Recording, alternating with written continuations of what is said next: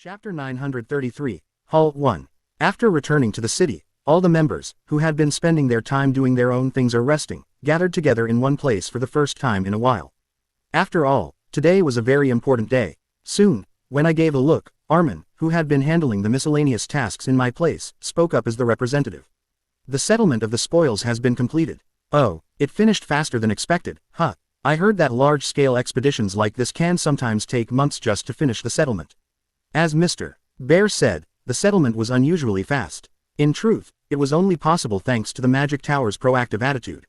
For starters, the biggest factor was that the Magic Tower purchased most of the artifacts and unidentified essences that came from Twin Island. Those were items that would have normally taken a very long time to sell. Oh, but what's the Magic Tower going to do with all of that stuff they bought, Naya? There may be research purposes too, but the investment motive of gaining sales profits in the future is likely also significant. But isn't that a loss for us, Naya? It would have been better if we'd held onto them and sold them later. Yes, as you say, Miss Karlstein, that could be the case, but the truth is, no one really knows how things will turn out. There's also the possibility we could end up taking a loss instead. Literally an investment, then. One with risk, yes. Moreover, since these are items that would have been difficult to sell at a proper price to anyone other than the Magic Tower, I believe handing them over in bulk at a reasonable price was a decision that benefits everyone in many ways. The rank 1 essence. What happened to the essence that the entity called the chief researcher spat out? When Kevin voiced this question, everyone had been silently curious about. Armin answered as if he'd been waiting for it. It was registered at the Sky Auction House 3 days ago, and the sale was ultimately completed at 33 billion stones. 33 billion. Everyone's jaws dropped at the unimaginable figure, and Aner was no exception. 330 units of 100 million stones. Then how many cotton candies is that? When the GM, who was skilled with numbers, did a rough calculation and whispered it to Aner, she nearly fainted on the spot. Well, not that anyone paid her any mind, though. So who was the buyer? To pay 33 billion in times like these? Since they bought an essence, wouldn't they be an explorer? What explorer has that kind of money? It must be a wealthy noble family. Most of them first showed curiosity about the buyer. And it was the royal family. At Armin's brief answer, everyone nodded as if it made perfect sense. Ah, if it's the royal family, that makes sense. Then will that essence also go into the Sacred Soul Repository? The Sacred Soul Repository is for up to rank 2. From rank 1, it's the King's Soul Repository. Ah, is that so? I wasn't aware of that. The royal family had purchased the essence through official channels. I don't know how they'll use the purchased essence, but it seems they plan to conduct research on the essence in collaboration with the Magic Tower for the time being. The Magic Tower is going to be incredibly busy for a while. I am a little curious. Will the wizards, overflowing with research material, let out wails of anguish or exclamations of joy? For the highest grade materials such as Dragon Bone, Arc, and Mystium, the conclusion was to assess their value and divide them among the parties. Liquidating them for cash won't be difficult anyway. At this point, I chimed in too.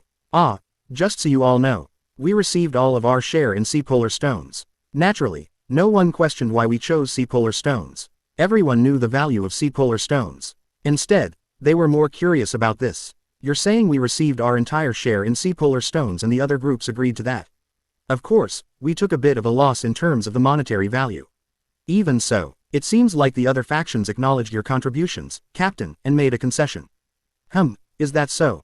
Thinking about it again, I suppose there was a certain degree of respect involved. So, exactly how much is the total settlement amount, Naya? When Misha got to the most important point, Armin made a somewhat tense expression. After all, the amount itself was nonsensical. Excluding the physical goods, if we settle only in cash, the total is 44.7 billion stones. 44.7 billion. For reference, the 44.7 billion is the amount after deducting the costs for restoring lost equipment and providing consolation payments. The final agreed upon distribution ratio is 28 for the Magic Tower, 26 for the elves, 21 for the beastmen, and 25 for us. The distribution method was very simple. It had been decided before the expedition even began. Each faction would start with a minimum of 20, and the remaining 20 would be divided according to each faction's contributions during the expedition. The beastmen only had 1 point of additional contribution recognized. That feels a bit off. I remember the beastmen had the most casualties. It can't be helped. If you ask whether the beastmen played a decisive role in this expedition, the answer is no. On top of that, it's not as if anyone actually died. In the end, didn't they all survive, only losing their equipment? And we even all agreed to compensate them for that. So that settles that. The explorer industry is ruthless. What matters isn't the process, but the result. Even that one point was probably only possible because of the Three Gods Orchestra. The descent ritual was definitely helpful. But why do we only get 25%? Are you saying the magic tower and the elves contributed more than us?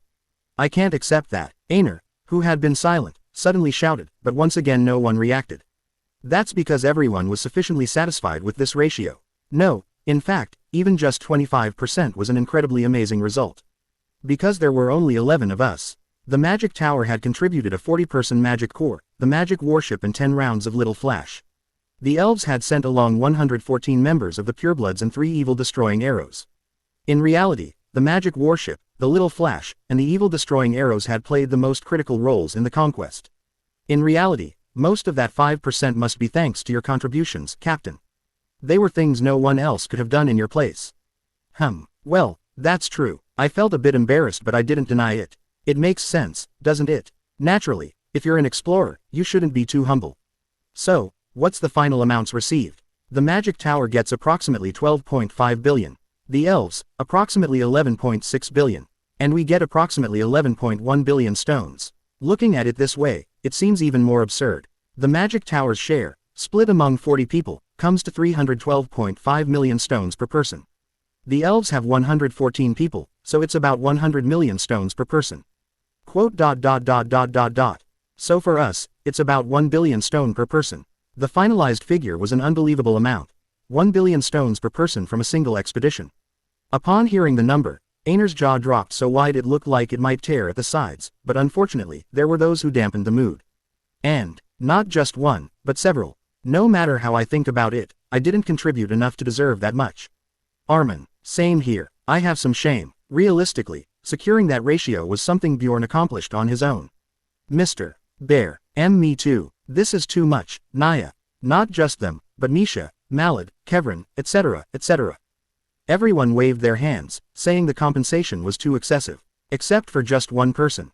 But I worked hard though. Quote. Quote. What the hell is this mood? I deserve to receive it. Don't take it away from me. Of course, this time too, not a single person reacted.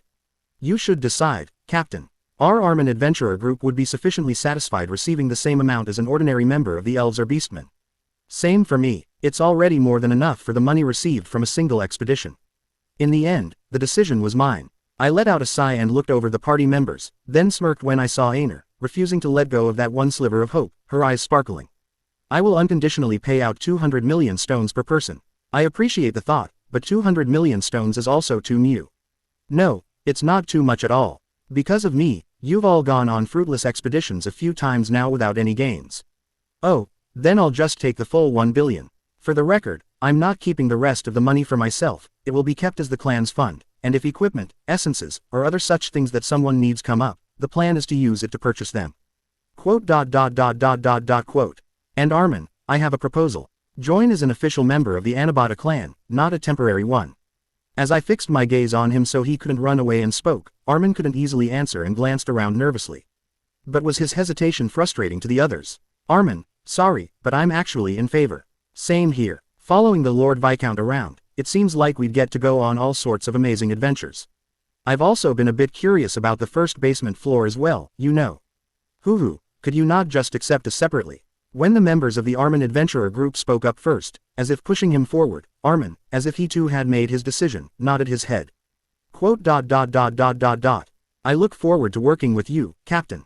New family members had been added. The Anabata clan had gained new official members. It's undeniable that this is a happy occasion, but a heavy stone weighed on my chest, making it hard to feel purely joyful. If they knew we'd gained new family members, they all would have been really happy. A situation where I couldn't even properly introduce the new family members to the existing ones. However, I decided not to be depressed about it any longer. Has being depressed ever changed reality? The only thing that can change reality is one's own actions. The settlement is more or less finished, so, now it's time to put together the rescue team for the first basement floor. After all, my plan needed the settlement to be finished first. First, I got permission from Astaroth today to enter the first basement floor. The part I'd been most worried about was approved surprisingly easily. Something about how he'd allow it once, since the purpose was rescuing my members. Astaroth didn't seem to care much about the first basement floor. When they issued the ban on entering the first basement floor, I was sure they were trying to stop people from going because there was something there. Did they really just want to stop clueless explorers from going down to the first basement floor and dying like dogs? No, there's no way those royal family bastards would do that, right?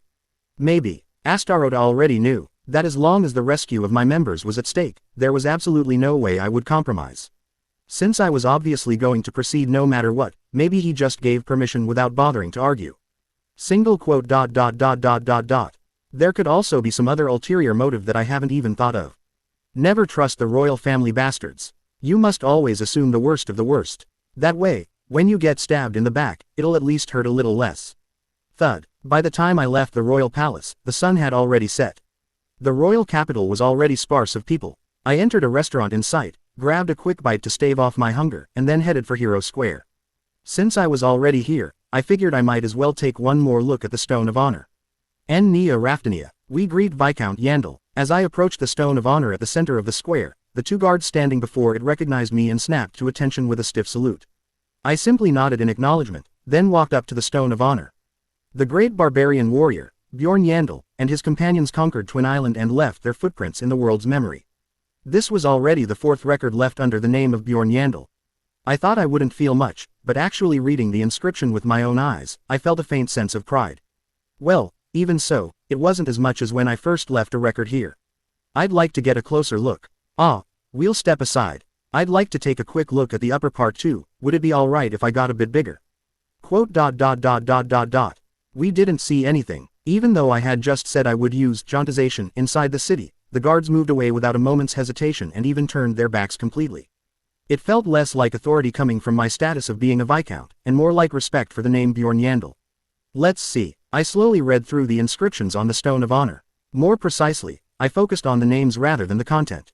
The Great Navigator, Pikma, 11 times. The Iron Hero, Juggernaut, 7 times. Most of the people who had left multiple records were famous heroes that just about everyone would know, but surprisingly, there were also some who weren't well known. This person left 4 records, yet I've never heard their name before. Anyway, as I was counting the numbers, it really hit me anew just how many great figures this city has had. Then again, they say the ancient labyrinth didn't even have floor lords.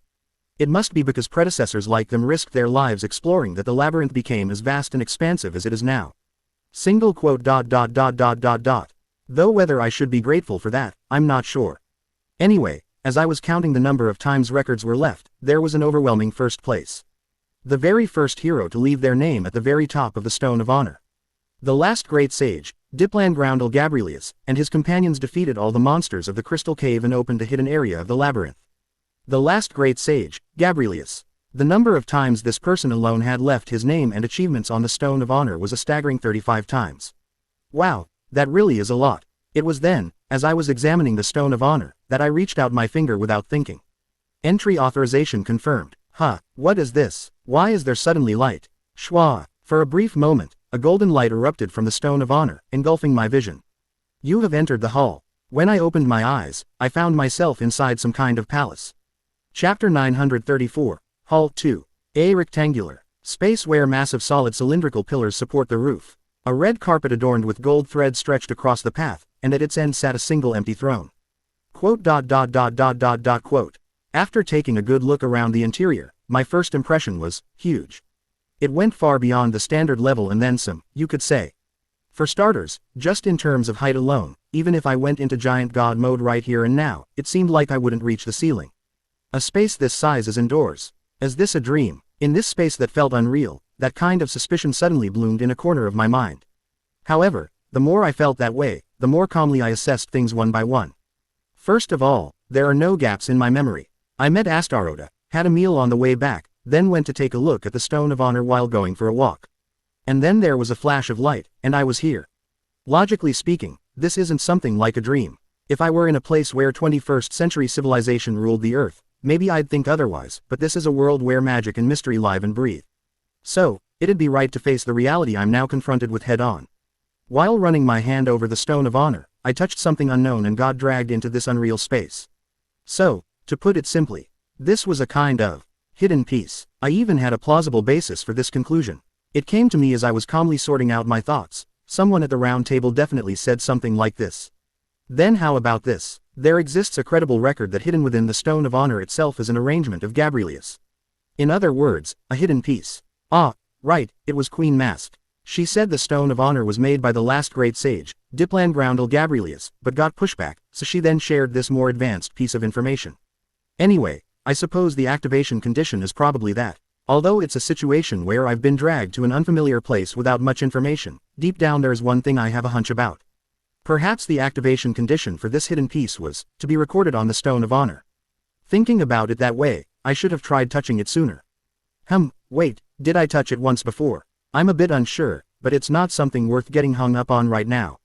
Okay, sorting done. Now that I was done thinking, it was time to act. Having been standing here blankly and exploring my surroundings only with my eyes, I cautiously took my first step. Thud. Right, as long as I don't randomly step on an instant death tile, I can handle most things. Single quote ... There won't be any, right? Yeah, right, that'd be way too unreasonable. It's not like this is in front of the Abyss Gate or anything. First, I headed not toward the empty throne placed on a raised platform at the end of the red carpet, but toward the soul door located on the opposite side. But, no matter how much I pushed, it wouldn't budge. Although it's an extra large-sized door, it didn't feel like it was because I was lacking of strength. It simply felt like a door that couldn't physically be opened. After examining it a bit more, I accepted that it couldn't be opened, obediently turned around, and headed toward the throne located on the complete opposite side. Thud, thud. After walking for a long while, I arrived before the throne. At a glance, nothing particularly unusual could be seen with the naked eye. So what am I supposed to do now? The only exit was blocked and there's nothing on the empty throne. A situation without even the slightest hint of a guide. I agonized in front of it for a long while, then went ahead and plopped my butt down on the empty throne. Something feels off, but staying like this would just be meaninglessly wasting time. From ancient times, in situations like this, you have to press the interaction key on anything and everything. That way something will at least progress. You've finally sat down. The moment I took my seat I heard a voice. And not just one, but several. 38 minutes and 31 seconds. So what place does that put him at? What's certain is that it'd be faster to count from the bottom. Something had also changed. The moment I sat down in this seat, the flow of the air shifted, giving me a sensation as if I had entered another world in an instant. Unlike how he looks, he seems to have quite a cautious disposition. Well, that's probably why he became a hero. A whole 600 years, has it been? As I stared ahead to find the source of the voices, I could slowly start to see them. The spirits, chattering away as if appraising me, with me in the middle. Quote. I observed first before acting rashly. The dozens of spirits flying around in a semi-transparent state, like the ghost-type monsters seen in the labyrinth, each had their own distinctly unique characteristics. A warrior clad in dragon leather. An elf with red eyes. A dwarf with a scar etched across his eye. A wizard whose mouth was torn on one side. Among the spirits were some famous enough to be recognized just by their external features, and thanks to that, I was gradually starting to catch on. You all are those who had accomplished the feat of having their name inscribed on the Stone of Honor.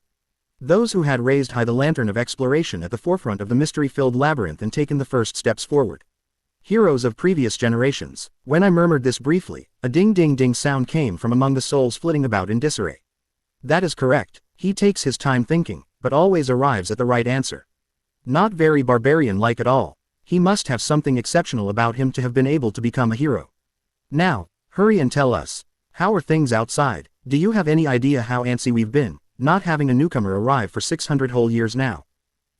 Well, I haven't lived for 600 years in a spirit state, so there's no way for me to know how that feels. But, as the immortal king Layla, what became of my daughter Layla? Is the darkness search group still being properly carried on? How is the current captain? Why have those fellows still not managed to leave a record on the Stone of Honor? As I quietly listened to the downpour of questions, I realized one thing for certain. This feeling, so familiar and comfortable. In this moment, I instinctively knew what I had to do. What became of the Mechanos family? The last I heard, the bloodline had been cut off. You're all noisy, stop. At that single phrase laced with slight irritation, silence fell in an instant. Quote. Question mark quote. Quote. Question mark quote. Quote. Question mark quote. The spirits, which had been flying around without stopping for even a moment like emotionally unstable children, all came to a halt at once and were staring at me blankly. As if they found this situation utterly hard to believe. Why you, just now, quiet, quote. Exclamation mark quote. When I made it clear they hadn't misheard, the spirit's eyes widened. The emotion most prominent in those eyes was bewilderment, but the emotion of anger was also clearly seeping through. However, I paid them no mind. So what are you gonna do about it? I had no doubt at all.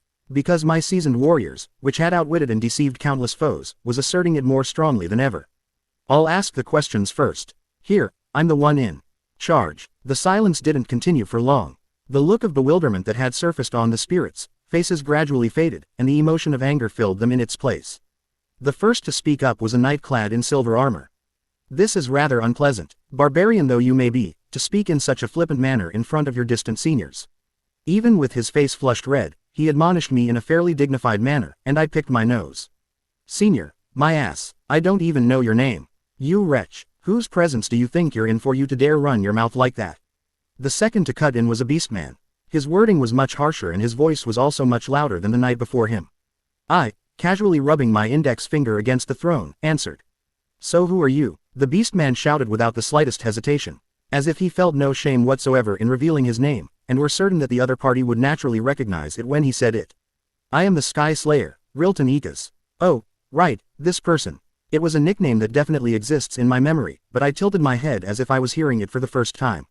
Sky Slayer. It's a flashy nickname, I'll give you that. When I shrugged as if uninterested, he looked about ready to have a full-on fit, and at that, a man in wizard's attire beside him inserted himself into the conversation.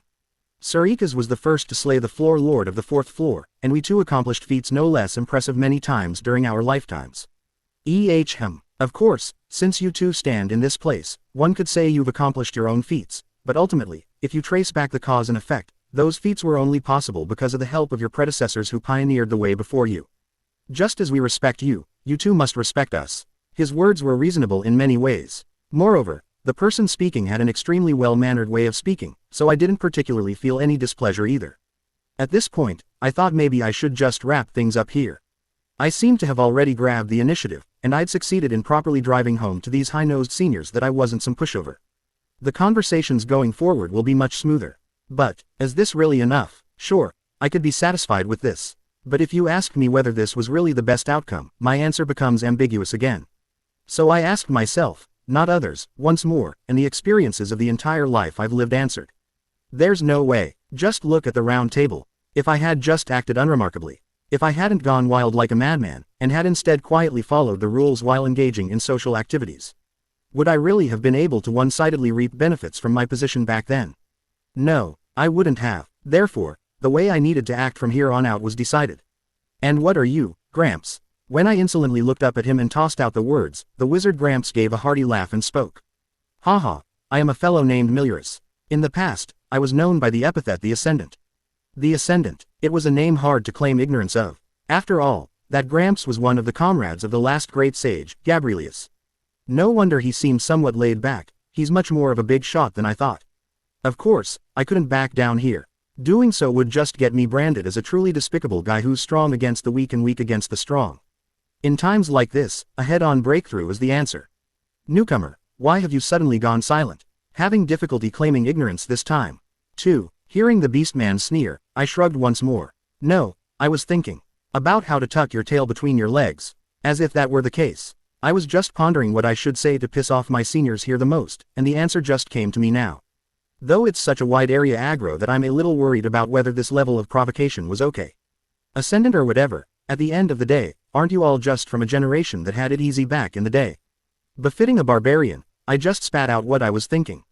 I heard in the early days you could leave your name on the stone just by subjugating rank 9 monsters on the 1st floor. If I'd been born back then, I think I'd have racked up more than 100 feats by now. Quote. Take you, for instance. You took down the Lord of the Heavenly Sky. Is that really such a big deal? I really don't know. It's just a lower floor, isn't it? Ending with those words, I tilted my head as if I was genuinely clueless, and a reaction came back immediately. And much more intensely than I'd imagined. You each. The Sky Slayer, Rilton Ekas, literally let out a lion's roar. A shout that went far beyond the realm of merely being loud. The power contained in his voice spread through the air, causing the entire space to vibrate.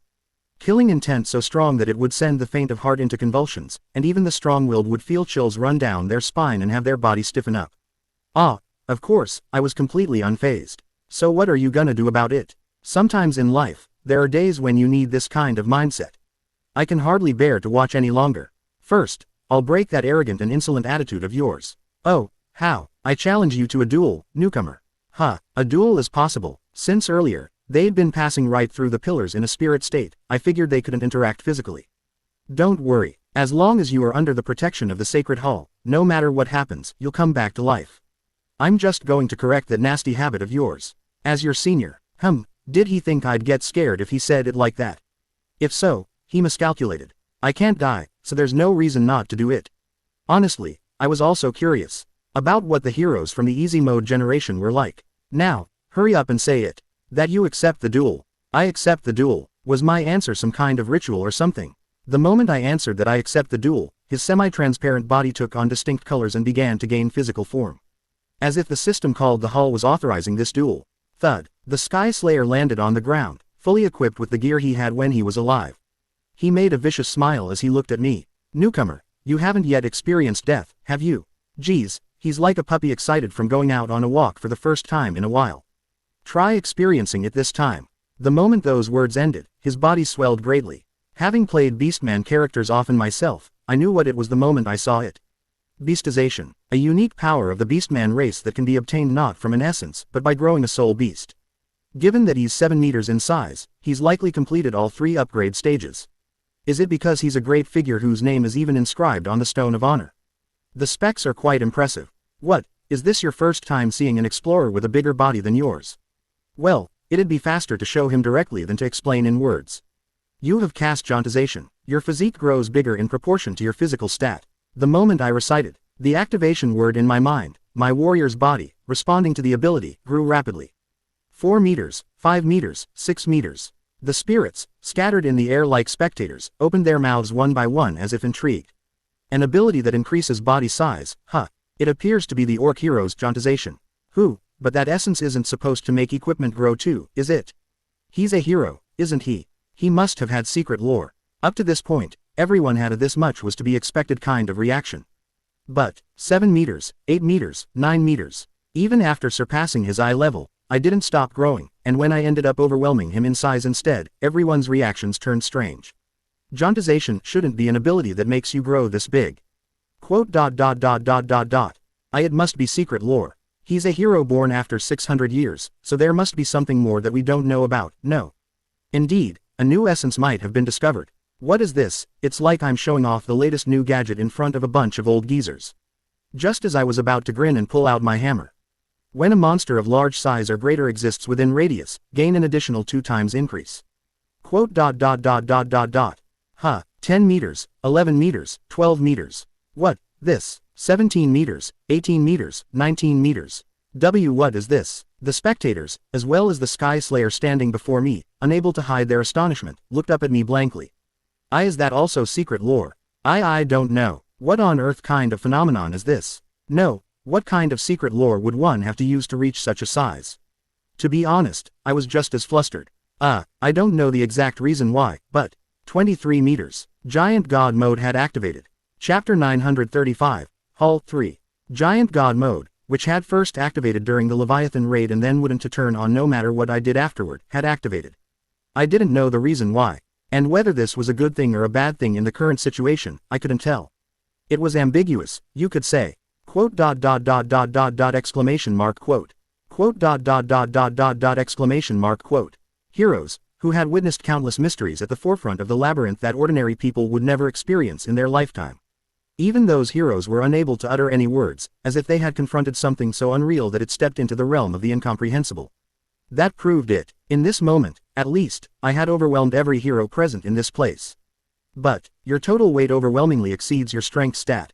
That's it, because Giant God mode is still incomplete. Status effect, overloaded, is applied. Your agility stat is reduced by 99%. If I tried to take even a single step forward, I'd lose my balance and fall.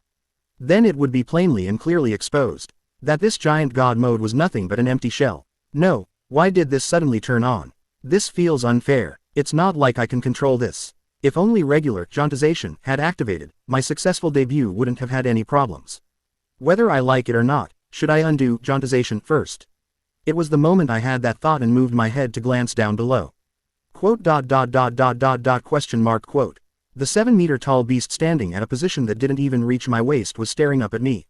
At this, one question crossed my mind. Why is he just standing there? It didn't take long for the answer to that question to come to me on its own. It was simply the natural order of things. Even if his outward appearance was no different from a monster, he wasn't an actual monster. He wasn't born with an unconditional killing intent toward explorers, and threat level also applies to him a bit differently than it does to monsters. This part had been verified back in my Team Halfwit days. It was like my body was telling me that I should run. Those of a low level feel fear. For that reason, threat level sometimes ends up playing the opposite role of a taunt, resulting in the unfortunate occurrence of the enemy fleeing. But, even though I knew it was dangerous, for some reason, I felt like I had to get rid of you quickly, Naya. If the target has the ability to handle threat level to some extent, it functions more or less as intended. Well, Misha, who was the test subject at the time, said that when I even used jauntization to inflate my threat level, she felt like running away right then and there. Anyway, the threat level is a supplementary factor.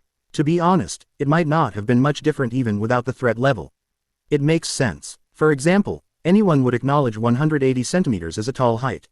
But did you know this? The average height of a first-grade elementary school student is 123 centimeters. In practical terms, the difference isn't even 60 centimeters, and if you convert that into a ratio, 1.46 times. Yes, a sturdy adult is only about 1.4 times taller than a first-grade elementary school student. And yet in the real world, that translates into an enormous gap. A fight between a fully grown adult and a young child. A difference in weight class where one side doesn't even stand a chance. So then, what about 7 meters and 23 meters? Within this gap, where anyone who could recite the multiplication table would easily know there's a difference of more than 3 times. What kind of emotions did the Sky Slayer feel? The answer was right before my eyes. Smirk. Like a wild dog facing a tiger, TTHE Beast stood frozen stiff, its tail tucked. The moment that Beast saw itself as prey, the outcome was already decided. With all my might, I unleashed the wildness buried deep within my Dantian. The hell? There is only one chance. Before he snap out of it, you have used Wild Outburst. Your threat level has temporarily increased by 3x, and your physical stats have increased in proportion to that value. I'll finish this in one go. Your threat level is 5,000 or higher. As I let out the roar, my body began to seethe and the world grew lighter. I didn't let that brief window of freedom slip by. You have cast swing. I slammed down the hammer in my hand with all my might. Whooshoosh. The speed wasn't slow in absolute terms, but it was a strike with a large motion and a simple trajectory. The kind of strike that, for top-ranked explorers, would be by no means difficult to dodge. However, the Sky Slayer was unable to react. Quote. He simply looked up at the hammer like a person possessed by something. Your strength stat is 1,200 or higher. Deal double damage to enemies with 90% or more HP. To the very end, he remained dazed and frozen, not moving. Crosh. And just like that, my debut match ended. I like moments like these the most. Maybe I'm a bit of an attention seeker. Quote.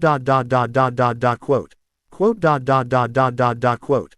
This strange silence that follows after putting on an overwhelming performance. That fleeting moment that, despite the heat of excitement clearly being piled thick in the air, feels somehow cold as if frozen.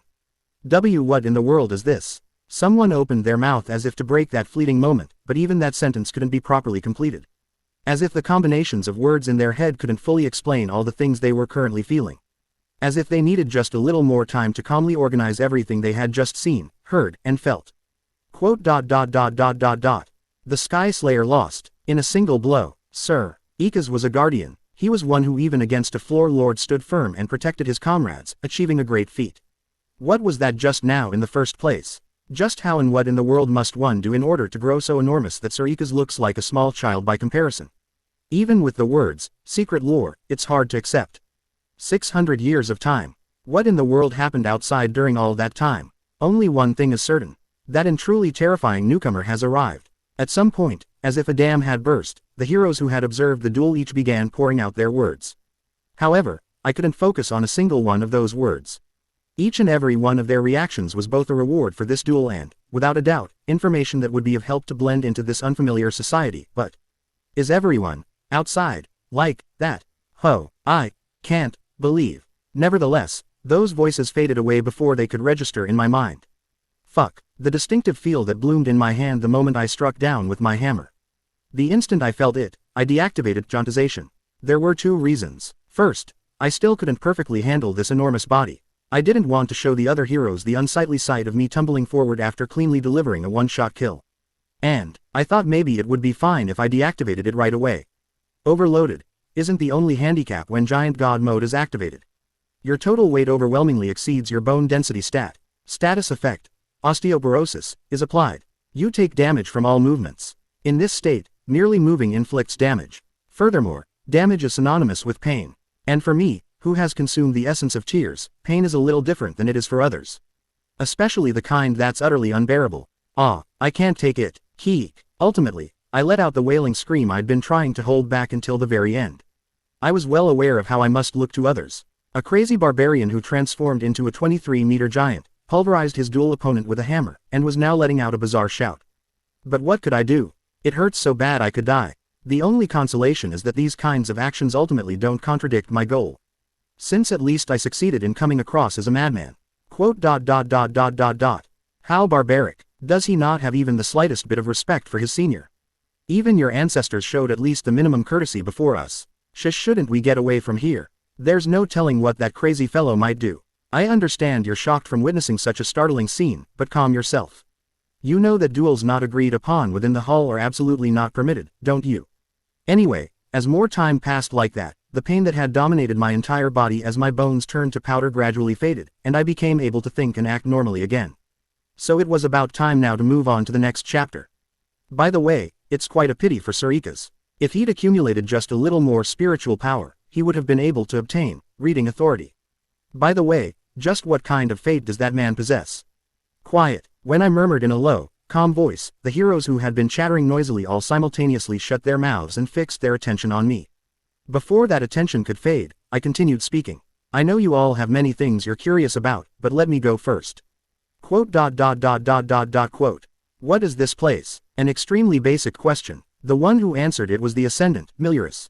Well, strictly speaking, it was a bit of a stretch to call it an answer. Ho, you're only asking that now. At his return question, filled entirely with disbelief, I felt a slight sense of shame. Quote. Quote.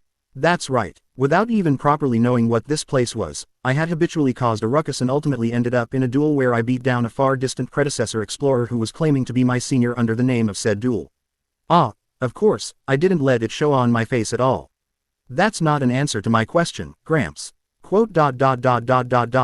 It must have been that arrogance of believing you can accomplish anything that brought you all the way here. Very well, from now on I shall answer all your questions. Oh, in that case. However, let me make one thing clear. The reason I am answering your questions now is not because you won the duel. In the first place, you could have obtained your answers even if you had simply asked from the beginning. That is also my role, after all. It seems this Gramps played a sort of tutorial fairy role in this place. And indeed, the explanation that followed was very well practiced. The name of this place is the Hall. As you've surmised, it's a place that only those who've had their names engraved on the Stone of Honor may enter. Some also call it the resting place of heroes. Resting place. Of course, there are also active ones like yourself.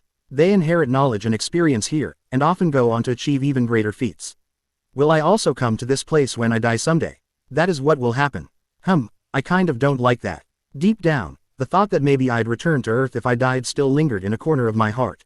But that possibility had just disappeared. Of course, the real reason I disliked it was something else. I have to be trapped in the same space as a bunch of old geezers, twiddling my thumbs for all eternity. That's no different from hell. Don't worry, this hall is literally just a resting place, it's not compulsory. Even after death, you may choose eternal rest by your own will.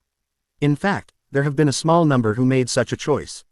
I'm surprised it's only a small number. That is because you don't know much about this great space. Then tell me, if the protagonists of a story that have already ended were given the chance of a next chapter, who among them would refuse it?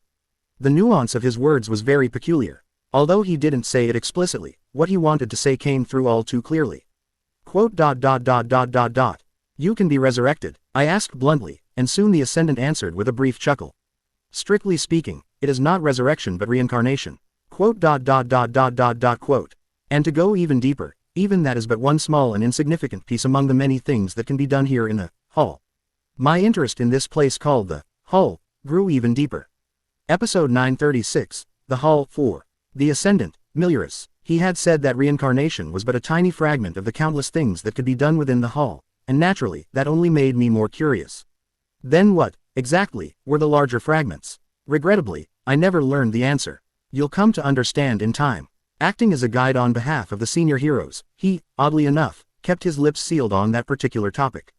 I decided not to press further. It didn't feel like I'd get a straight answer anyway. Better to spend that time learning what I needed to know. After all, right now, I was just a newbie with a lot to learn. For instance, was the hall created by Gavrilius, as expected? Yes, let's start there. I've always been the type to focus on people rather than things. Objects don't have intentions, but people always do. Haha, then who else could it possibly be? So, the answer was yes. The hall was created by the last Archsage. But when I asked about his purpose, all I got in return was a vague response, something about it being, for the sake of the world. Which led me to my next question. Everyone here, this isn't all of them, is it? And what makes you think that? There's no way only a few dozen people would be recorded on the Stone of Honor. And earlier, you said only a minority of heroes chose eternal rest. You're sharper than I expected. Quick-witted, too. Your guess is correct. Most of those not present are resting in the sanctuary. The sanctuary, think of it as a private chamber. It's the only place in the hall where one can truly relax, free from the flow of time. Ah, but you won't be able to obtain one. The hall grants those only to heroes who have completed their lives.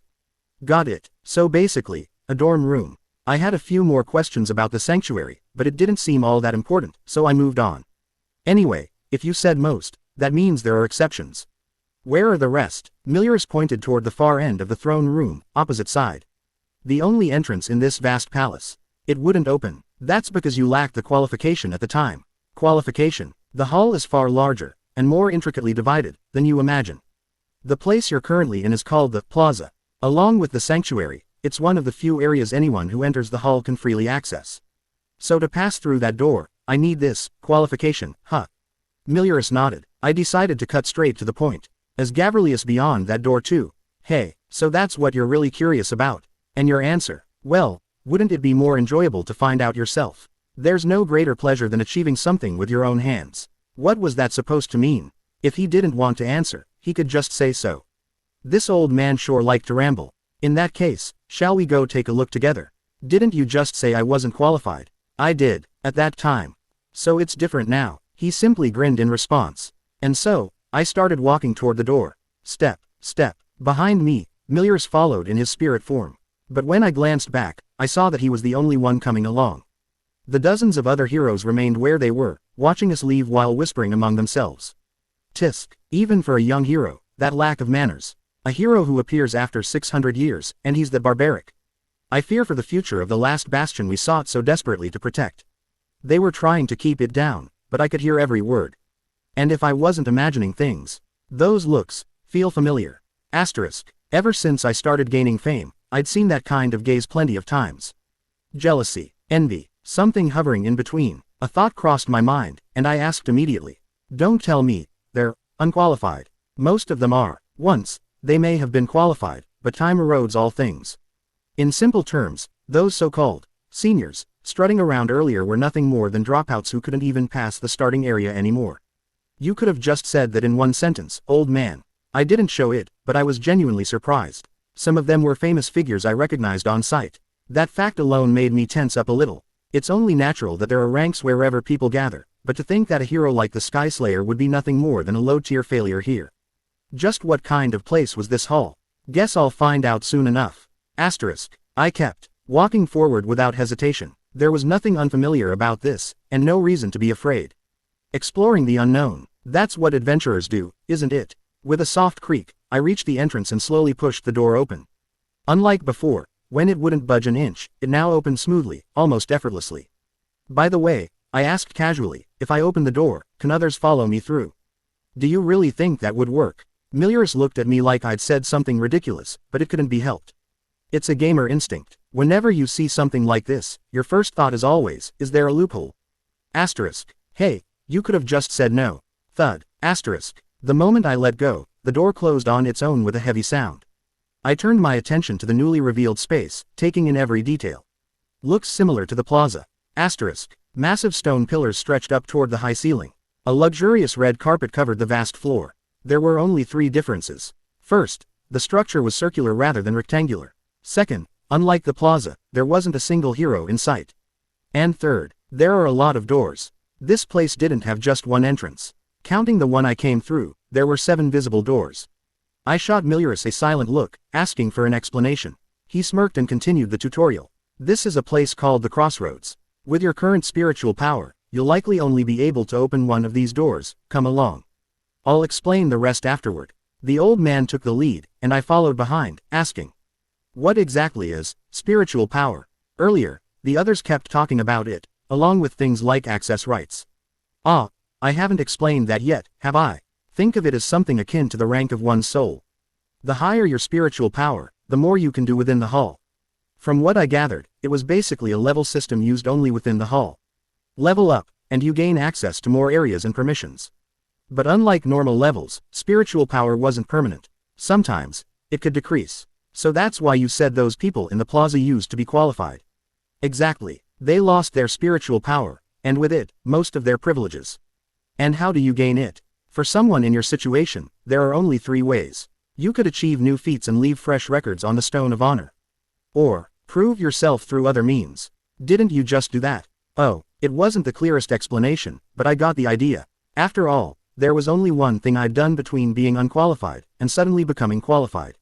Which raised another question. What happened to the Sky Slayer? He should have awakened in the sanctuary by now, with half his spiritual power gone.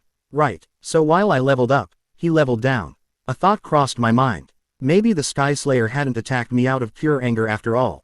Maybe he'd simply been after my spiritual power as a newbie, and used discipline as an excuse to save face. If I'd lost, I'd be stuck back in the plaza, huh?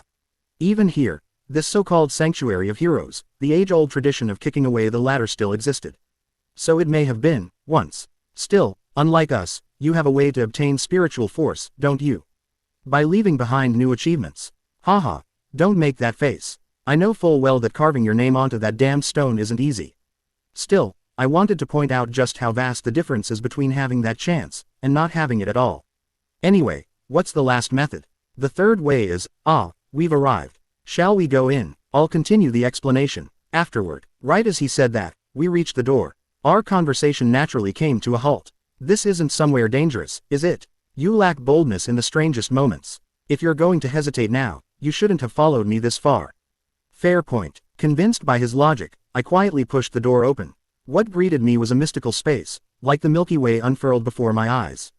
A staircase stretched upward in a perfectly straight line, like rails laid across the cosmos.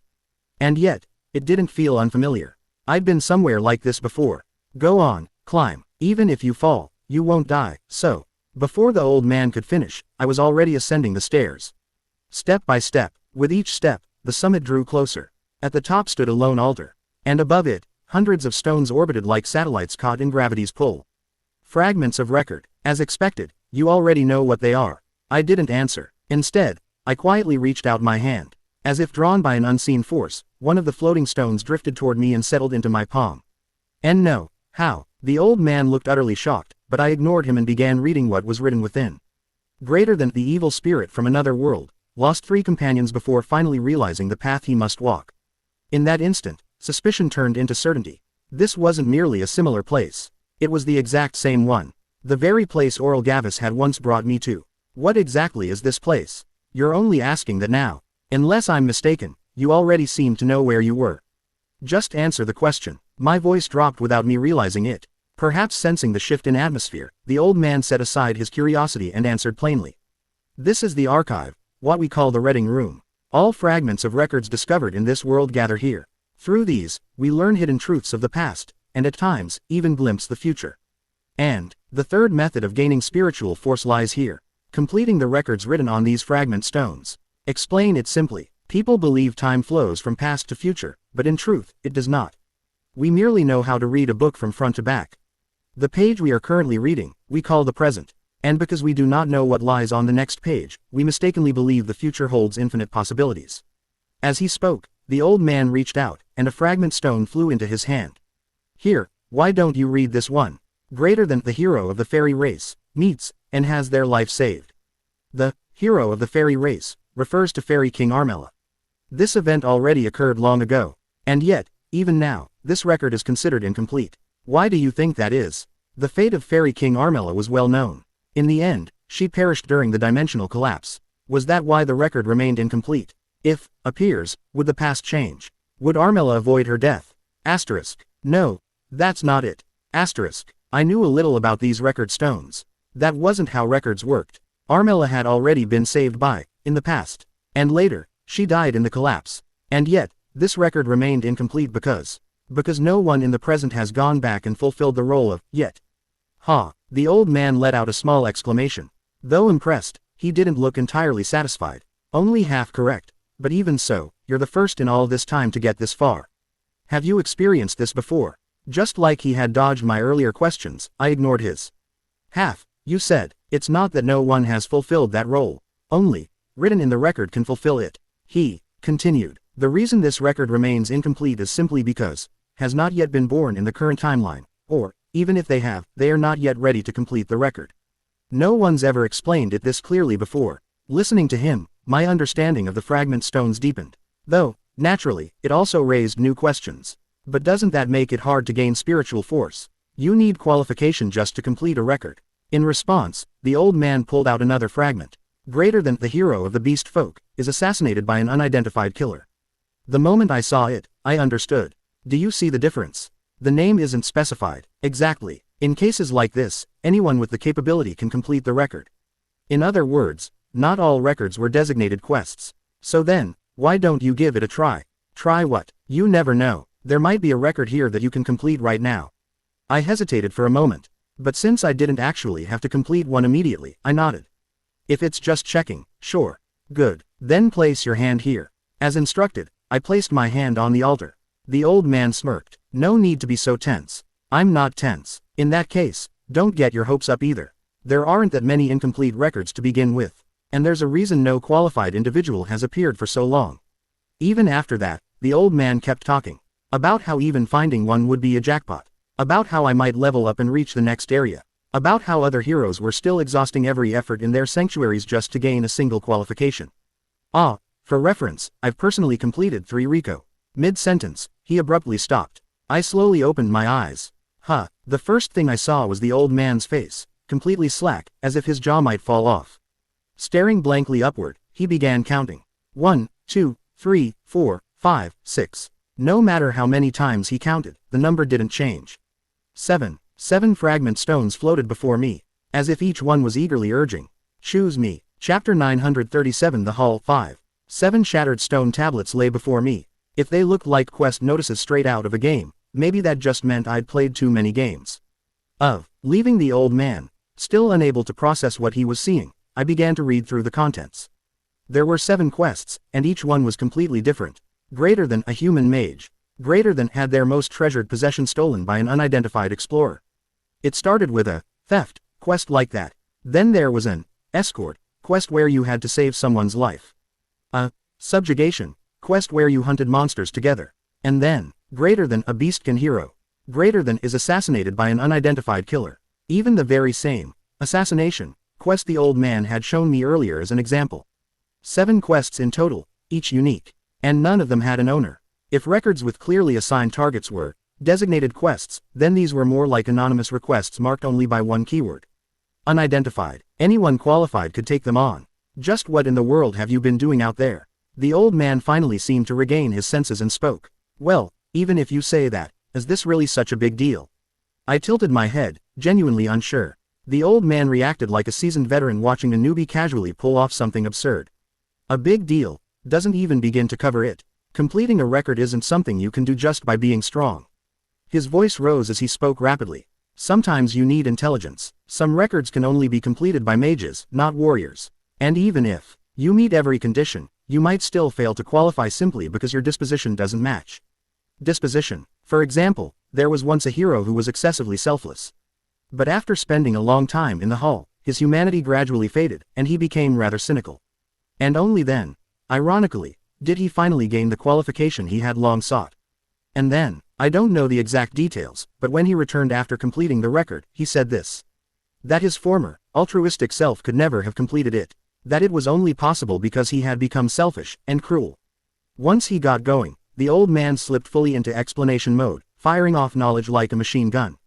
Stories of selfish individuals reforming and only then gaining qualification. The reason why heroes in the hall spent their time holed up in shelters, not training their strength, but doing other kinds of effort. There was even something like this. Do you know the Corco dance? It's a traditional dance of a noble family that went extinct thousands of years ago. There was a record that required you to know it to qualify. They say it was absolutely necessary knowledge to complete the record. If the hall was the client, and the heroes were the problem solvers, then the hall's standards were absurdly strict. Only those who could complete a request perfectly, without the slightest flaw, were even allowed to accept it.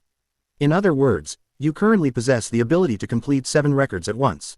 Oh, I see. You said you've completed 3 records so far, right? I only asked out of simple curiosity, but for some reason, the talkative old man suddenly clammed up. I continued anyway. Is gaining qualifications that difficult? It's my first time, so I wouldn't know. Quote ellipsis ellipsis quote. Are other people like you? After a moment of silence, he spoke as if making an excuse. Most people never obtain even a single qualification. 3 is, quite a lot. 3 is a lot, huh? I couldn't help but narrow my eyes. Don't lie, because that made no sense. And no, I'm not lying. 3 is actually quite respectable. If you're a companion of Gavrilius, then you've been around since the hall was first created, haven't you? And in all that time, only 3. Does that make any sense? You're definitely hiding something. You keep talking about benefits like spiritual power, but are there no downsides to completing records? There's no such thing. Then why have you only cleared 3? Over thousands of years, if it's that good. Faced with my sharp questioning, the old man couldn't say a word. Hey, looks like I hit the mark. Don't try anything funny. I'm a very smart and perceptive warrior, you know. The old man looked like he might actually cry. It didn't take long for the misunderstanding to be cleared up. Even while looking slightly wounded in pride, he carefully explained. So to summarize what you're saying, the fact that you obtained 7 qualifications the moment you arrived is what's extraordinary. Normally, even 3 is considered an incredible achievement. That's right. Didn't I tell you? There are countless heroes who haven't obtained even 1 qualification over thousands of years. Ha, I let out a sigh I couldn't hold back. Just how easy mode were things before? Easy mode, what's that? Some modern concept you wouldn't understand. Anyway, I got the full picture now. I was the irregular one, getting 7 qualifications on my first attempt. This old man wasn't some fraud trying to bluff in front of a newbie. Or is he? Honestly, I still wasn't completely sure. Was obtaining qualifications really that difficult? Maybe all the heroes from previous generations had it ridiculously easy. Why are you looking at me like that? Can't I look? No, you clearly have some thoughts going on in that head of yours. Man, you're nitpicking over the strangest things now. Either way, now that the misunderstanding was resolved, there was no point dwelling on it. To begin with, it hadn't really been a misunderstanding. I let out a small chuckle as I looked at the old man, whose confidence seemed thoroughly shaken. That should be enough to knock him down a peg. Time to continue the tutorial that had been paused. How long does it usually take to complete a record? At minimum, about a month. At most, it can take up to a year. And you, one took 2 months. The other 2 took a bit over half a year each. If I hurry as much as possible, maybe I can do it in 2 weeks. I muttered to myself casually. The old man flinched, then firmly shut his mouth again. He had pretty solid self-defense instincts. If he'd said something like, "There's no way that's possible," I was ready to crush his confidence a bit more, but oh well. There's no convenient feature like time stopping while completing a record, right? No such thing. Figures. Last time I went through time travel, a whole 2 years and 6 months had passed outside. What about time ratio? If a month passes there, does a month pass here too? Yes, but why are you asking that? Never mind. If you don't know, that's fine. Quote ellipsis question mark quote. Anyway, if that much time passes right now, it'd be a problem. I'll have to try it later when I actually have some free time. Are you serious? The old man asked, his voice tightening. Think carefully. If, in the meantime, your disposition changes and you lose your qualifications, well, then I'll just get something else, won't I? I shrugged. To begin with, my situation's different from yours. Do you think I've got time to spare like you do? I've got a real life to live. I can't afford to pour that much time into this place. Sometimes, the truth hurts more than any blow. At my offhand remark, the old man trembled like someone who'd just taken a critical hit straight to the bones. Seeing that, I felt a faint pang of guilt and stopped pressing the issue. Instead, I lifted my gaze upward, more precisely, toward one of the 7 records waiting for my choice. I raised a hand and pointed. But what about this one? Unlike the others, the record I indicated was partially damaged, making it impossible to read the original text clearly. Greater than 2, says. That was about all I could piece together. Even trying to infer the context, it only came out as something vague. Someone says something to someone. Asterisk. You occasionally see records like that, the old man said. I've never experienced one myself, but from what I've heard, everyone describes them as rather peculiar. In what way? The fact that you know nothing at all. From their perspective, they don't even feel like they've done anything in particular, and then suddenly, the record is complete. I see. As I examined the damaged record more closely, something caught my eye. Doesn't that just look like something stuck on there? Can't you scrape it off? It does look like hardened mud. Let me take a closer look. If you touch it, your journey will start immediately. Oh, I'd appreciate that. The old man pulled one of the floating fragments toward him and held it in his hand. Then, carefully, he scratched at the suspicious spot with his fingernail. And then, it definitely feels like something's stuck on it, but I'm not sure if I can remove it without damaging the ridge. He never got to finish. For a reason so simple, and yet utterly absurd. He lost his footing. The old man's body tilted sideways, the record stone still in his grasp. And, of course, I was standing right there. I'd been leaning in close, curious to see what he'd find. Shit, I tried to move out of the way in a hurry, but the situation was utterly hopeless. The peak was far too narrow. Thump. Asterisk. There was no dodging, no blocking, either. Even letting it hit my shield might count as contact. But, thump. The body of a warrior, forged through countless life or death battles, did not give up until the very end. No, it questioned everything, in the most barbarian way possible. Thump. Asterisk. Why dodge? Why block? Wasn't there a saying that the best defense is a good offense? Yeah, exactly like this. Wham! The moment the decision was made, a sickening crunch of bone and flesh echoed through the space. Looking down, I saw the old man, his body bent into an L shape after taking a front kick straight to the abdomen. Gawk! With a strangled cry, he was sent flying away from me. A perfectly natural result, no matter how much he was called an ascendant, or a companion of a great sage. No one could defy the laws of inertia, as decreed by the great demon King Newton. Did I get him? Asterisk. The warrior's body checked that first. The answer was obvious. I got him. No doubt about it. I could feel it in the tip of my foot. But, in the end, I wasn't any different. Call me a giant or whatever you want. I couldn't defeat Newton either. Slowly, in that stretched out instant of time, the record stone that Milius had dropped drifted toward me, like an unavoidable fate. Damn it. And then, smack, the heavy slab collided squarely with my temple. Open corner bracket error has occurred. Open corner bracket unable to locate character position. Open corner bracket character log transmission temporarily suspended. Open corner bracket administrator, please promptly locate the player. Opening square bracket ellipsis closing square bracket. Episode 938, The Hall, 6. The autumn forest was slowly losing its color. Branches swayed in the chilly wind, and every step crushed the brittle, dried leaves beneath my feet. Crunch, crunch. I stopped walking and looked up at the sky. A pale moon glowed faintly behind a veil of clouds. A sigh slipped out before I knew it. After the record stone slammed into my head, a blinding flash swallowed everything, and when I opened my eyes, I was here.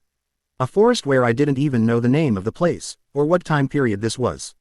I cautiously scanned my surroundings, but only for a moment. With no better option, I started walking in a random direction. And yet, what exactly am I supposed to do here? No matter how far I walked, I couldn't escape the forest where I'd started. Asterisk whoosh. The wind howled eerily as it brushed past me, and an unsettling thought crept into my mind. Don't tell me I'm stuck here for years or something. Asterisk. I wanted to reassure myself that it wouldn't come to that, but even that wasn't easy. After all, there was too much I didn't know. There was only one thing I did know. Complete the record. Asterisk. I had to finish the fragment of a single-line record, the very thing that had sent me here. In a way, that meant I had a clear objective. Unfortunately, there was one fatal problem. Must.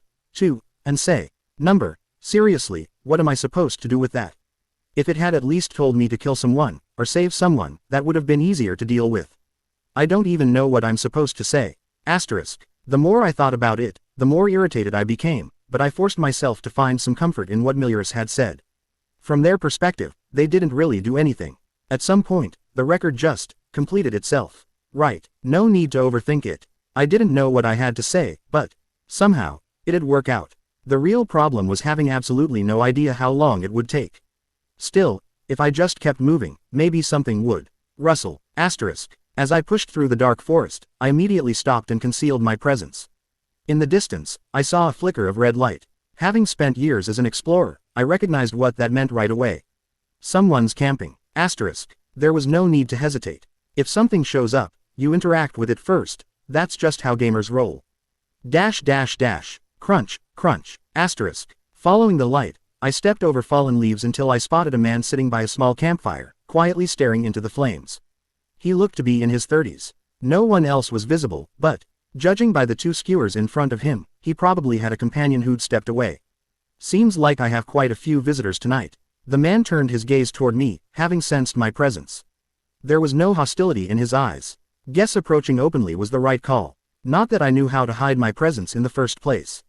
Whether invited or not, fate has brought you here. I should at least confirm whether you're a guest, or not.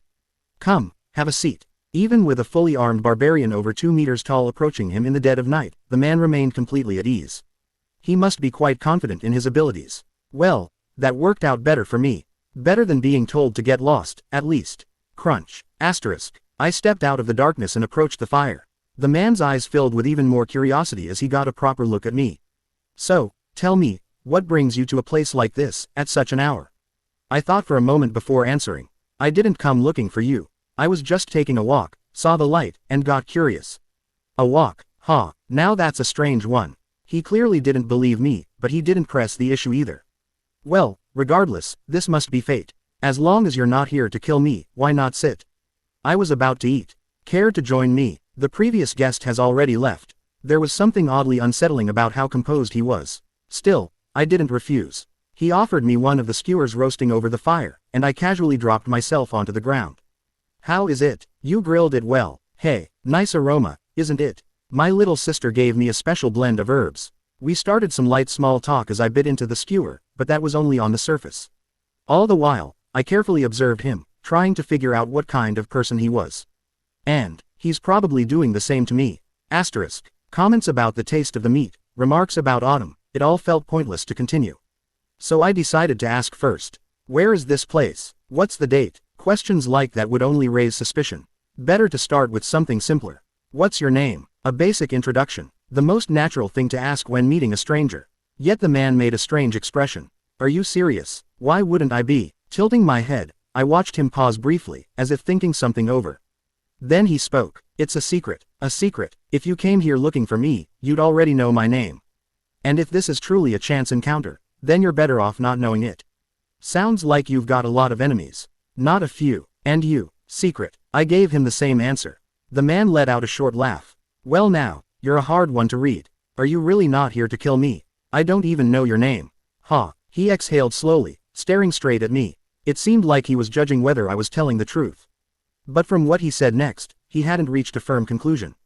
Well, fine, I'll take your word for it. That easily. One who cannot trust will never grasp the truth. A line that carried his personal philosophy. For some reason, it felt familiar. Where have I heard something like that before? Asterisk. Just as I was trying to recall. Then let me think of you as a nameless companion I met on a nighttime stroll. Would you hear me out? I have a concern. Wait, what? Weren't we just sizing each other up? And now he suddenly wants advice. It caught me off guard, but the decision itself was easy. After all, 1. Listen. 2. Don't listen. If a choice like that pops up in a game, there's only one answer, right? Well, fine. Go on. Let's hear it. The moment I chose the option, the man spoke as if he'd been waiting for it. 2 people are drowning. If you save one, the other will certainly die. Didn't you say you wanted me to hear your concern? This is my concern, so listen. All right, go on. One of them is the person most precious to you. The other is a stranger, but if he dies, 100 others will die as well. Which would you save? It wasn't a difficult question. I'd save the one precious to me. And why? Because that one person matters more to me than 100 strangers. The man showed no particular reaction to my answer. As if he'd expected it, he continued without pause. Yes, that's what most people would say. But what if it were different? If the other dies, not 100, but 1,000, no, 10,000 people die. Would you still choose the same? 10,000 instead of 100? The scale jumped pretty fast. It felt like one of those infamous dilemma questions you see online. It'd weigh on me more, sure. But I'd still make the same choice. Ah, your heart grows heavier as the number rises. That's only natural. What exactly are you trying to get at? I asked, irritation slipping into my voice. The question felt pointless. The man's tone dropped. Then what if it's not 10,000, but 10 million? Would you still choose the same? This time, his voice carried a weight it hadn't before. For some reason, it pressed down on me. I couldn't explain why, but it felt like if I answered wrong here, something would go terribly off course. Quote. I couldn't answer right away. Truth be told, even without that pressure, this wasn't an easy question. 110,000 are different, and 10,000 and 10 million are on an entirely different level. If I were truly in that situation, what would I choose? For the first time, I seriously thought about it, and the man didn't rush me. If I give the same answer again, are you just going to increase the number? You're quick, that makes it less fun. Then just give me the final question. Wouldn't that be faster? I muttered, and the man nodded. Save one person, and everyone else in the world dies. So this was the core of it. Well then, what will you do? At this point, even I was unsure. It sounded like nonsense, something someone would say out of boredom. But his eyes, they were deadly serious. No, more than that. Desperate. Is this really his dilemma? It was absurd, and yet, those eyes made it impossible to answer lightly. Who exactly are you? A pitiful man standing at a crossroads. So please, tell me your answer. There's no way to save both. I guarantee it, there is absolutely no such way. Then what should I say? What is the right answer? I had no idea, so I just spoke honestly. No matter what I said, it wouldn't change the recorded history anyway. I'd still try to find a way to save both. At my answer, the man clicked his tongue. Clearly disappointed. I told you, there's no such way. That reaction annoyed me. Then why even ask me in the first place? Well, I wanted to hear which one you'd choose. You say that, but weren't you actually hoping I'd give a different answer? That I'd say there was another way. See, he couldn't even respond right away. Why do you even assume I have to choose one? When a game is rigged from the start, the smartest move is to flip the board, isn't it? Quote. I considered pressing him further, but decided against it. Instead, try a little harder. As long as you don't give up, it's not over. How very cliché. What can I say? It's not my problem. I shrugged. The man let out a hollow chuckle. And just like that, the tension in the air loosened. Then, flash. When I opened my eyes, I was back in the archive room. On top of the altar. It didn't take long to understand what had happened. There was no flashy, quest complete, message, no system notification, but the fact that I was back said enough. I had completed the unfinished record. It felt strangely unreal. Didn't expect it to take less than a few hours. And it didn't even feel like I'd done anything remarkable. I just took a walk, met a strange guy, and had a pointless conversation. And people struggled with something this easy. What is this, some kind of prank? Maybe talking to that old man again would clear things up. Number one's here. Unfortunately, the archive was completely empty. Only the fragments of records floated above the altar, slowly orbiting. Miliaris. What happened to that old man? I checked the long staircase leading to the entrance. No sign of him anywhere. Then, my last memory surfaced. I'd delivered a front kick straight to his lower abdomen when he fumbled the fragment stone. His body had bent like a bow, blood spraying from his mouth as he fell into the endless darkness below. He didn't die, right? Yeah, probably not. They said this was a place where even losing a duel didn't mean death. No way he died from just falling. Besides, he was already dead to begin with. And even if something did happen, it wasn't my problem. That was clearly self-defense. Step.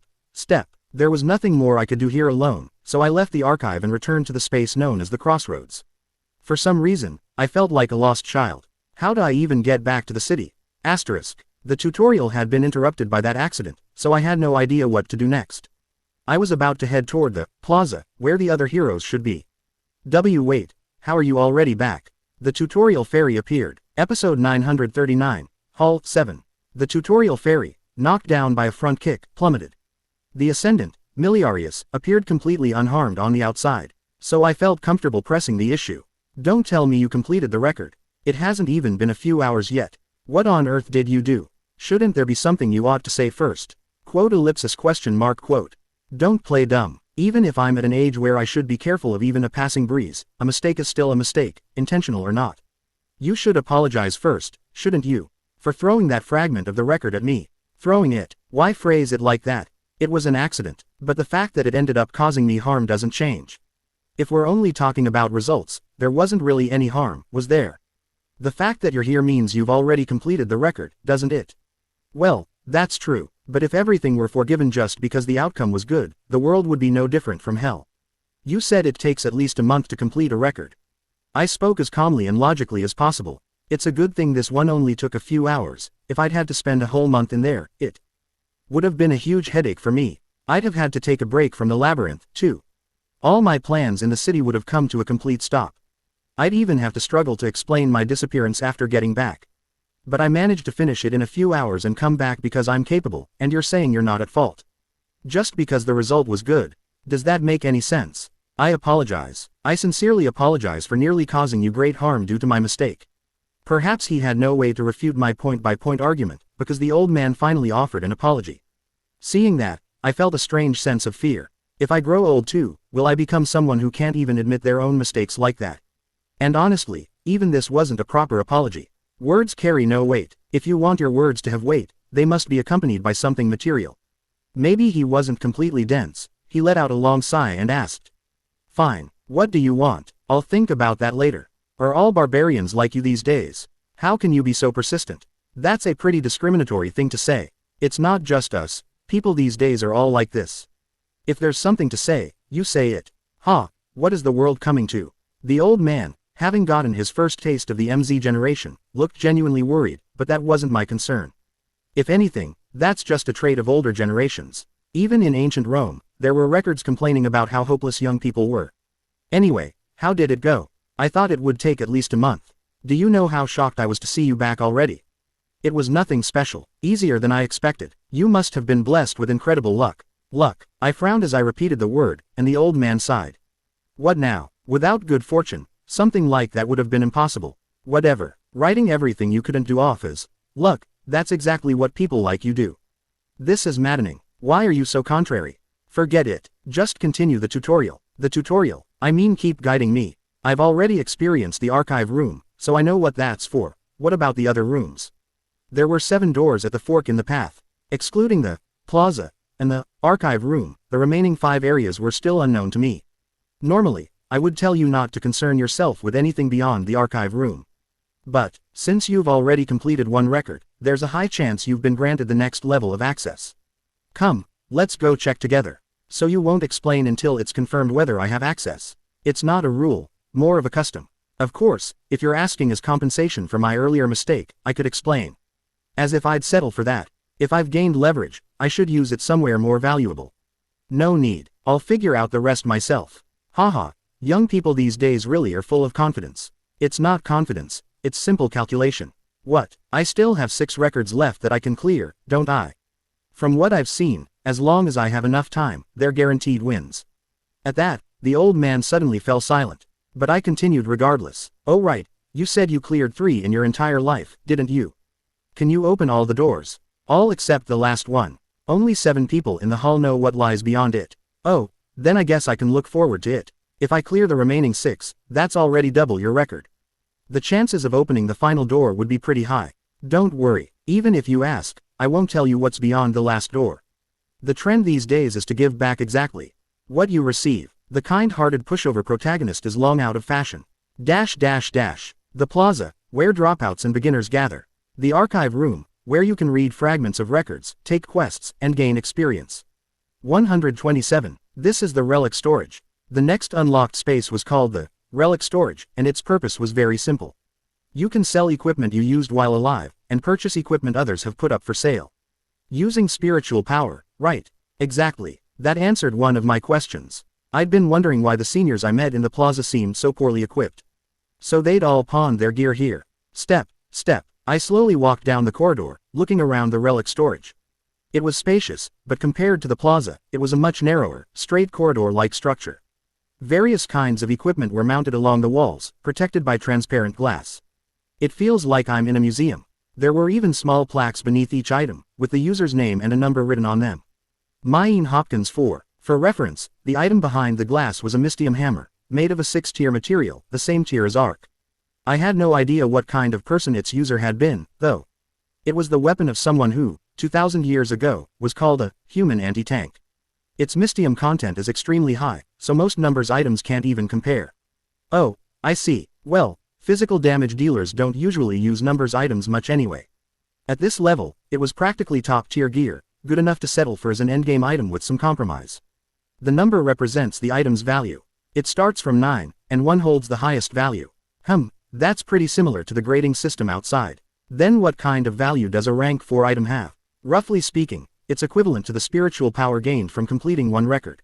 Wow, so that means I could buy that hammer with just the few hours I spent earlier. It felt like getting a free gift, but that made me even more cautious. Who knows what might show up if I level up further. I shouldn't spend recklessly. So instead of buying anything, I decided to just look around. There are quite a lot of high-tier numbers items. Of course, these are the items used in life by heroes who left their names on the Stone of Honor. I see. If I ever really needed a specific numbers item, it might be better to just get it here instead of waiting for an auction. What's this? As I kept browsing, there were plenty of fascinating items. Numbers items were just the tip of the iceberg. That's a grimoire. It contains the essence the named hero possessed at the end, along with all the equipment they wore.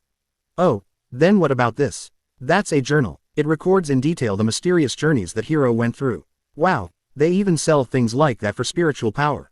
Well, they're useless to us now that we've become spirits, but they might be useful to you. Useful in what way? The journal contains everything a hero discovered over their lifetime, arrangements left by Gavrielius, and strategies for defeating the monsters they encountered. The old man kindly explained, but I still didn't quite get it. Useful how, exactly? Information from old-timers thousands of years ago doesn't seem like it'd be very useful. Quote. I definitely shouldn't buy journals. The old man looked a bit offended, but didn't show it too much. Then how about this? What's this? I've never seen anything like it. That would make sense. It can only be obtained when someone defeats the Lord of the Sky for the first time.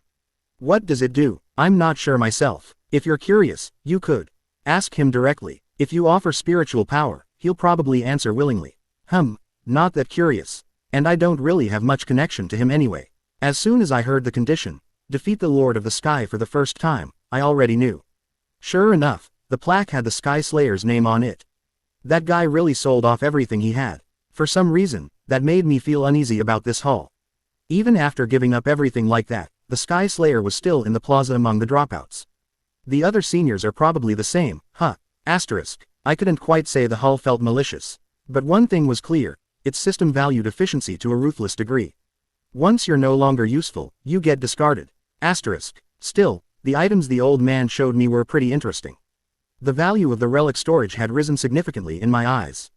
Items that can only be obtained in the past. That was definitely intriguing. If I ever meet that guy later, I should ask what it's used for. Oh, can I sell items too? Of course. But remember this, every item's value is determined by this haul. I see. Maybe I should try writing a book or something. Since it'd contain relatively recent information, it might attract some attention from the already dead. I should seriously consider this. Any amount of spiritual power I earn is a gain. As I continued window shopping, another question came to mind. If a rank 4 item is already a solid mystium hammer, just how incredible are the higher ranks? It's natural to be curious. Want to take a look? There aren't many items from rank 3 and above, so it won't take long to see them all. Lead the way. After that, guided by the old man, I browsed through a luxury lineup that I couldn't afford even if I spent my entire fortune. This seemed like a good way to categorize things.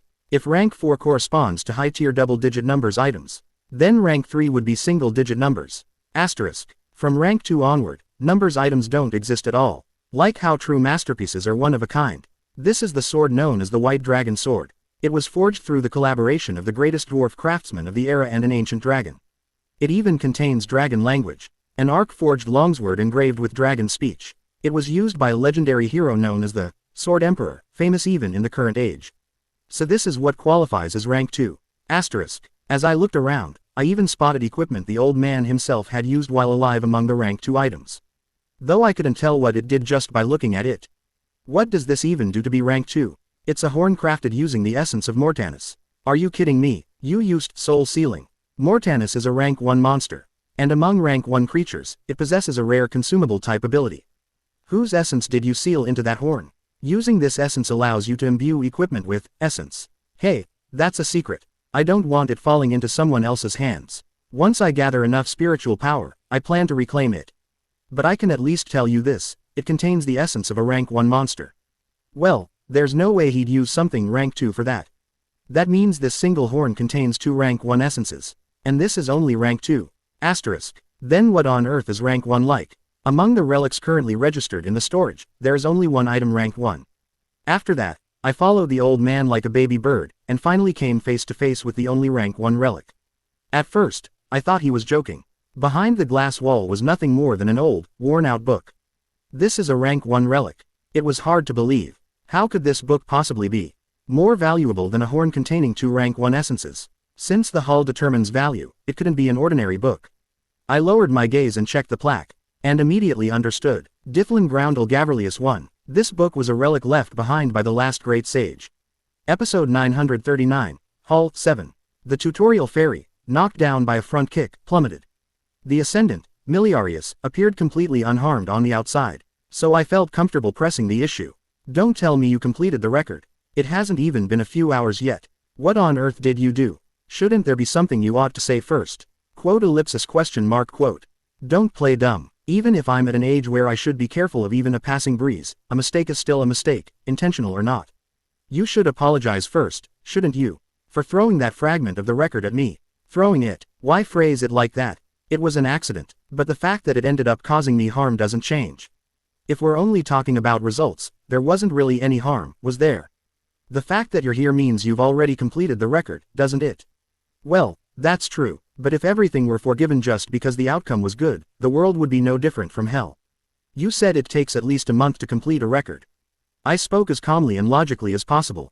It's a good thing this one only took a few hours. If I'd had to spend a whole month in there, it would have been a huge headache for me. I'd have had to take a break from the labyrinth, too. All my plans in the city would have come to a complete stop. I'd even have to struggle to explain my disappearance after getting back. But I managed to finish it in a few hours and come back because I'm capable, and you're saying you're not at fault. Just because the result was good. Does that make any sense? I apologize. I sincerely apologize for nearly causing you great harm due to my mistake. Perhaps he had no way to refute my point-by-point argument, because the old man finally offered an apology. Seeing that, I felt a strange sense of fear. If I grow old too, will I become someone who can't even admit their own mistakes like that? And honestly, even this wasn't a proper apology. Words carry no weight. If you want your words to have weight, they must be accompanied by something material. Maybe he wasn't completely dense. He let out a long sigh and asked. Fine, what do you want? I'll think about that later. Are all barbarians like you these days? How can you be so persistent? That's a pretty discriminatory thing to say. It's not just us. People these days are all like this. If there's something to say, you say it. What is the world coming to? The old man, having gotten his first taste of the MZ generation, looked genuinely worried, but that wasn't my concern. If anything, that's just a trait of older generations. Even in ancient Rome, there were records complaining about how hopeless young people were. Anyway, how did it go? I thought it would take at least a month. Do you know how shocked I was to see you back already? It was nothing special, easier than I expected. You must have been blessed with incredible luck. Luck. I frowned as I repeated the word, and the old man sighed.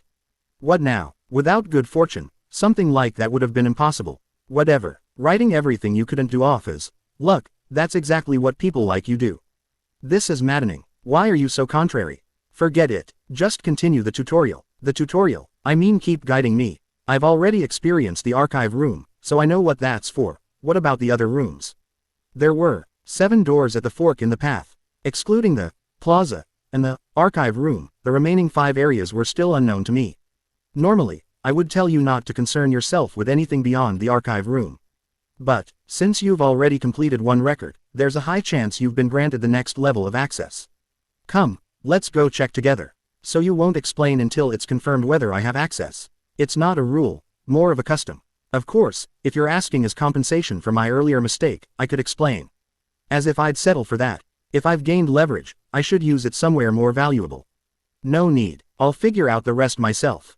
Haha, young people these days really are full of confidence. It's not confidence, it's simple calculation.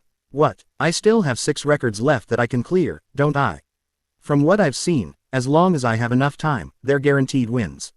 At that, the old man suddenly fell silent. But I continued regardless. Oh right, you said you cleared 3 in your entire life, didn't you?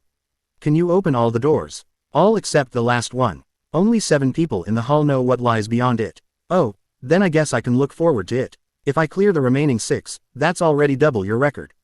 The chances of opening the final door would be pretty high. Don't worry, even if you ask, I won't tell you what's beyond the last door. The trend these days is to give back exactly what you receive. The kind-hearted pushover protagonist is long out of fashion.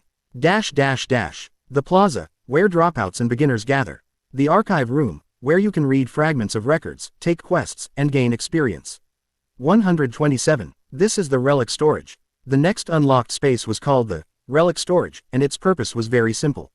You can sell equipment you used while alive, and purchase equipment others have put up for sale. Using spiritual power, right? Exactly. That answered one of my questions. I'd been wondering why the seniors I met in the plaza seemed so poorly equipped. So they'd all pawned their gear here. Step. I slowly walked down the corridor, looking around the relic storage. It was spacious, but compared to the plaza, it was a much narrower, straight corridor-like structure. Various kinds of equipment were mounted along the walls, protected by transparent glass. It feels like I'm in a museum. There were even small plaques beneath each item, with the user's name and a number written on them. Mine Hopkins 4. For reference, the item behind the glass was a mystium hammer, made of a 6-tier material, the same tier as Arc. I had no idea what kind of person its user had been, though. It was the weapon of someone who, 2,000 years ago, was called a human anti-tank. Its mystium content is extremely high, so most numbers items can't even compare. Oh, I see. Well, physical damage dealers don't usually use numbers items much anyway. At this level, it was practically top-tier gear, good enough to settle for as an endgame item with some compromise. The number represents the item's value. It starts from 9, and 1 holds the highest value. That's pretty similar to the grading system outside. Then what kind of value does a rank 4 item have? Roughly speaking, it's equivalent to the spiritual power gained from completing one record. Wow, so that means I could buy that hammer with just the few hours I spent earlier. It felt like getting a free gift, but that made me even more cautious. Who knows what might show up if I level up further? I shouldn't spend recklessly. So instead of buying anything, I decided to just look around. There are quite a lot of high-tier numbers items. Of course, these are the items used in life by heroes who left their names on the Stone of Honor. I see. If I ever really needed a specific numbers item, it might be better to just get it here instead of waiting for an auction. What's this? As I kept browsing, there were plenty of fascinating items. Numbers items were just the tip of the iceberg. That's a grimoire. It contains the essence the named hero possessed at the end, along with all the equipment they wore. Oh, then what about this? That's a journal. It records in detail the mysterious journeys that hero went through. Wow, they even sell things like that for spiritual power. Well, they're useless to us now that we've become spirits, but they might be useful to you. Useful in what way? The journal contains everything a hero discovered over their lifetime, arrangements left by Gavrilius, and strategies for defeating the monsters they encountered. The old man kindly explained, but I still didn't quite get it. Useful how, exactly? Information from old-timers thousands of years ago doesn't seem like it'd be very useful. Quote ellipsis quote. I definitely shouldn't buy journals. The old man looked a bit offended, but didn't show it too much. Then how about this? What's this? I've never seen anything like it. That would make sense. It can only be obtained when someone defeats the Lord of the Sky for the first time. What does it do? I'm not sure myself. If you're curious, you could ask him directly. If you offer spiritual power, he'll probably answer willingly. Not that curious. And I don't really have much connection to him anyway. As soon as I heard the condition, defeat the Lord of the Sky for the first time, I already knew. Sure enough, the plaque had the Sky Slayer's name on it. That guy really sold off everything he had. For some reason, that made me feel uneasy about this haul. Even after giving up everything like that, the Sky Slayer was still in the plaza among the dropouts. The other seniors are probably the same, I couldn't quite say the haul felt malicious. But one thing was clear, its system valued efficiency to a ruthless degree. Once you're no longer useful, you get discarded. Still, the items the old man showed me were pretty interesting. The value of the relic storage had risen significantly in my eyes. Items that can only be obtained in the past. That was definitely intriguing. If I ever meet that guy later, I should ask what it's used for. Oh, can I sell items too? Of course, but remember this, every item's value is determined by this haul. I see, maybe I should try writing a book or something. Since it'd contain relatively recent information, it might attract some attention from the already dead. I should seriously consider this. Any amount of spiritual power I earn is a gain. As I continued window shopping, another question came to mind. If a rank 4 item is already a solid mystium hammer, just how incredible are the higher ranks? It's natural to be curious. Want to take a look? There aren't many items from rank 3 and above, so it won't take long to see them all. Lead the way. After that, guided by the old man, I browsed through a luxury lineup that I couldn't afford even if I spent my entire fortune.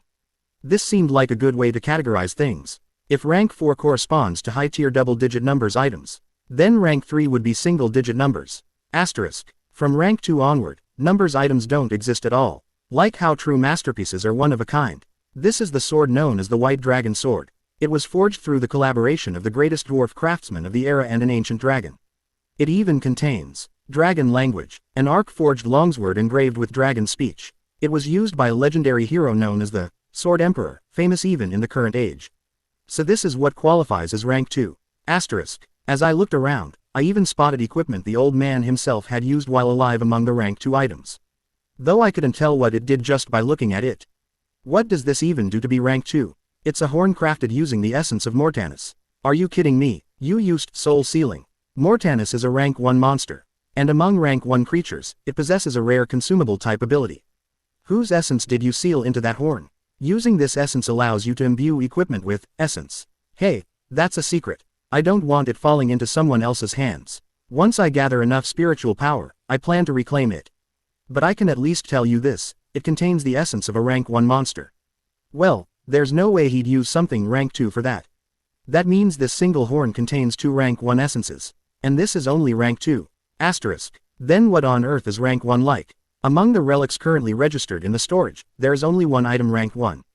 After that, I followed the old man like a baby bird, and finally came face to face with the only rank 1 relic. At first, I thought he was joking. Behind the glass wall was nothing more than an old, worn-out book. This is a rank 1 relic. It was hard to believe. How could this book possibly be more valuable than a horn containing 2 rank 1 essences? Since the hull determines value, it couldn't be an ordinary book. I lowered my gaze and checked the plaque, and immediately understood. Dithlin Groundle Gaverlius 1. This book was a relic left behind by the last great sage.